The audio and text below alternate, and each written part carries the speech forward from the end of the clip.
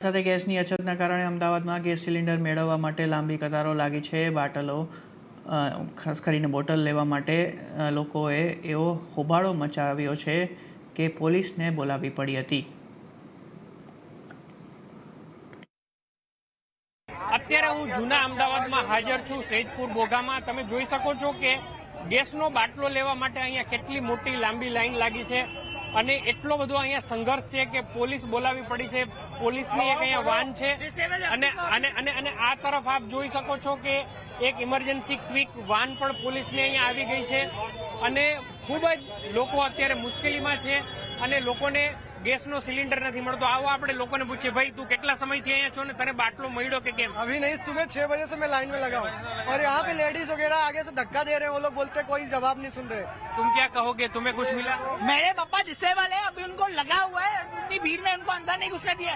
अभी वो अंदर गए, उनका कुछ उनका पेड़ बच गए। पहले उनका एक पेड़ नहीं है, अभी वो इतने धक्का दुखी में इधर चले गए। अभी उनको बाहर नहीं आ जा रहे, ना जा रहे। डिसेबल व्यक्ति को तो अंदर घुसने दो, इनका कोई मैनेजमेंट नहीं है।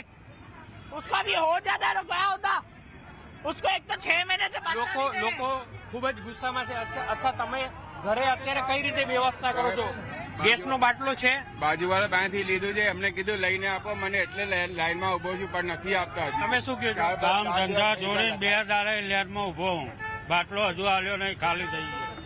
તો ખાસ કરીને જ્યાં ગેસ છે એ લાઈનથી નથી આવતો અને બાટલા ઉપર નિર્ભર છે, ત્યાં આ પ્રકારની સ્થિતિ સર્જાણી છે। આપણે આશા રાખીએ કે જલ્દીથી જલ્દી આ પરિસ્થિતિનો ભાવ એ તાત્કાલિક સુધરે અને લોકો જે મુશ્કેલીમાં છે એનો પણ હલ આવે।